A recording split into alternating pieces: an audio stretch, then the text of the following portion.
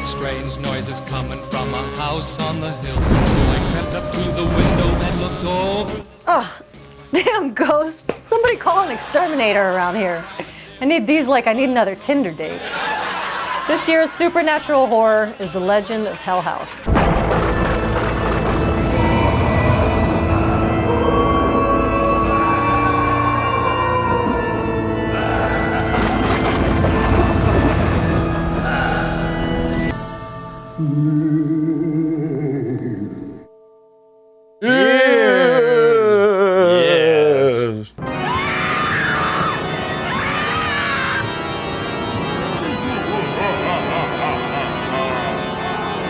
Straight from the movie, we have our ghost. Our guest ghost is in the house. Thank you very much. My name is Chill. I am a non-binary Class 5 free-roaming vapor apparition, John, and it's a pleasure to meet you.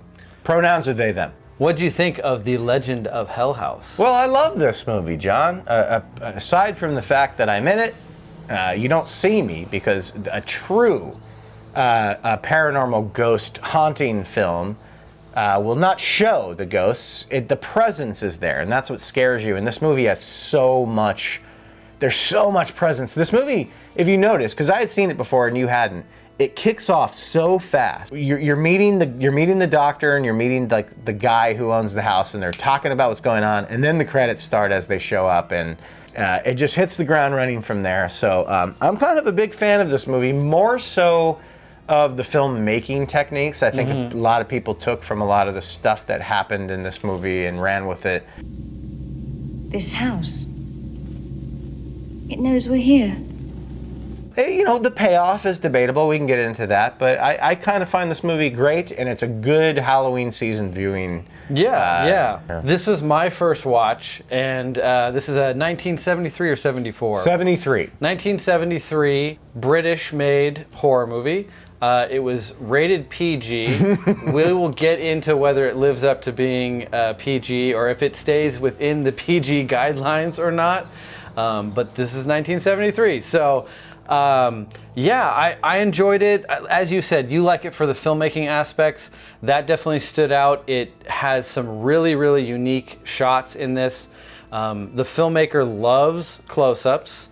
And butterfly lighting. The lighting is just awesome. To just every scene has something kind of fun and interesting with the lighting. Whether it's just two people talking, there's interesting lighting in the background. Always these pools of light that are just fascinating to look into and see if something's going to be there. But because it is a haunted house movie, I was constantly looking in the background to see if something was going on. But yeah, the story of this is kind of basic for what a haunted house kind of movie is. You have paranormal investigators. They're hired by some old dude. He recently purchased it or whatever, but somebody had gone there 20 years before. Roddy McDowall's character is one of the paranormal investigators who had gone to the house 20 years before. I didn't catch that till later in the movie.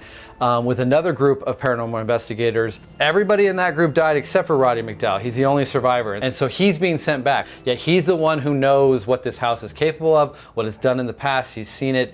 And these other investigators come in and doubt everything. We have some amazing shots outside this beautiful, real location of this creepy ass looking mansion. Oh, it's so great. And the cat, some famous shot. With the cat lurking outside, that is I guess the cover art on some of the boxes. We did the opening scenes where they arrive at the house in the fog and thick fog, and the black cat walking along.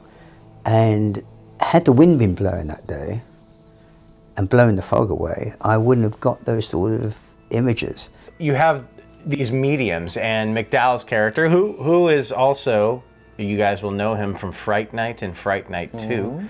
Him and a young woman are the mediums, and one is a physical medium and one is more of the spiritual medium. And the spiritual medium really takes center stage for a large chunk of the movie because Winona Ryder, is that who we're talking about? That's who it looks like, is Winona Ryder. Yeah, right. She's got that old-fashioned beauty, and she's great. I think all the acting in this movie is really good. Main ghost is, I mean, some of the dialogue about what this person was all about is disturbing stuff. Murder, vampirism, cannibalism, drug addiction, alcoholism, sadism, mutilation. As a spirit, when we first see it manifest through this like like spiritual medium, they do this thing. And I don't know how much they were doing this back then. They use it a lot now, but they changed the pitch of this young lady's voice to show us the audience that she is possessed, and it's a great creepy scene. And it's a very violent ghost, which is great. It's the best kind. It's unpredictable, it's violent, you don't understand when it's gonna be upset, what motivates it, and you find that out through the movie. And you know, it's got your typical stuff where these dumbasses are all staying in separate quarters and they got their own rooms, and for some reason they use the dining hall and the kitchen to cook food and drink Horror tea. movie characters always being dumb. And they're British, so they got their tea and their fucking cucumber sandwiches. And their yellow teeth. Yeah, baby, yeah! Some of these women are like really beautiful until the director gets really close up on them and you see those when we're Austin talking Powers about teeth. the director loves close-ups. I mean, he's doing dental work sometimes while he's filming this stuff. He's like he's right up in their grill. Because the color of this movie is so good and the lighting. That butterfly lighting that you were talking about. Not even just every little detail of a shot. Everything is lit perfectly in the background for every scene, and it's all in frame. Exactly what needs to be in frame. And like some of the decisions to light things in a weird way, and it's all part of the horror and the terrifying nature of what you're watching. It adds to that Hammer horror feel of it. Yeah. It's definitely the aesthetic they're going for to sell the creepy, atmospheric mansion. You know, like every shot just sells that. The set design, a lot of this stuff probably was shot on sets, but they're very realistic and realized sets. And man, super lavish. Some of these sets with like their red wallpaper and matching red carpet on the floor to matching drapes, matching everything in the room is red and just insane to like.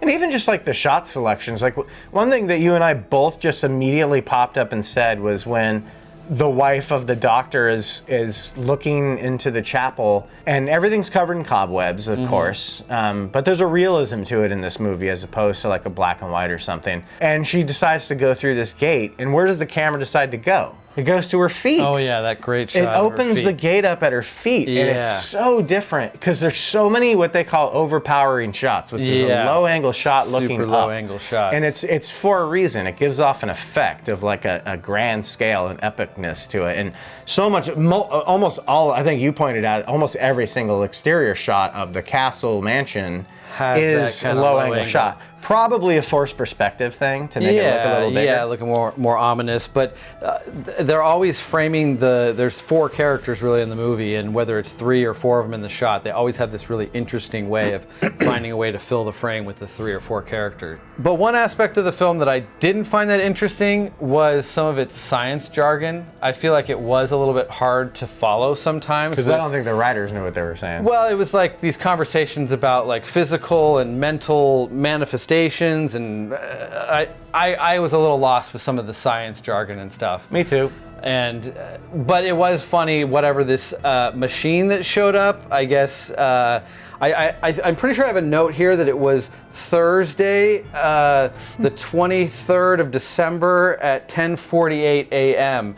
that Dr. Evil delivered his microwave to the house. And it's this giant machine that takes up half of the living room in a mansion, so it's like twice the size of a regular living room. The machine, I guess, microwaves the house to try and get rid of the evil spirits, but it doesn't That's basically what it was doing. That's exactly what it was doing.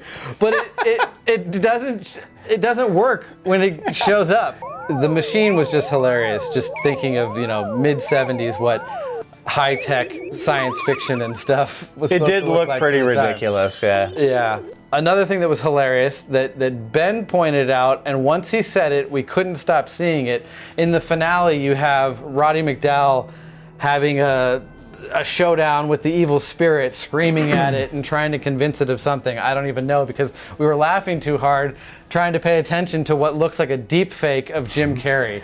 I mean, if any of you out there get a chance to watch this movie, think of that in the finale when you got Roddy McDowall screaming and screeching. He literally gave off the expression, "Hey guys, big gulps, huh? All right. Well, see you later." Hey guys. Oh, big gulps, huh? All right. Well, see you later. So for a horror movie, let's get into So it's rated PG by the MPAA here in the United States. I'm guessing in the UK in 1973 it was a 15 or 16, probably not a 17, because then it would have got Could be a video nasty, probably. But so it gets a low rating, but there's violent, gruesome deaths. There's a lot. Most of it is. So much of the movie is an unnatural sexual nature, sexual desires. Naked, drunk, fighting. Sexual dialogue, close-up of breasts, close-up of like orgasmic behavior. Yeah, and you could call that ghost rape. Whoa! Did somebody say ghost rape? Oh my God! What are we talking about here? Whoa, Charlie Harper! Oh. Welcome to the show, man. I didn't expect to see you here. Oh! Hey, happy Halloween! Oh, happy Halloween! Oh boy! Well, yes, we are talking about ghost rape. What are we talking about here? We got another movie on the mixers with ghost rape. Apparently, this is the Legend of Hell House, and Never heard of it, John. Never.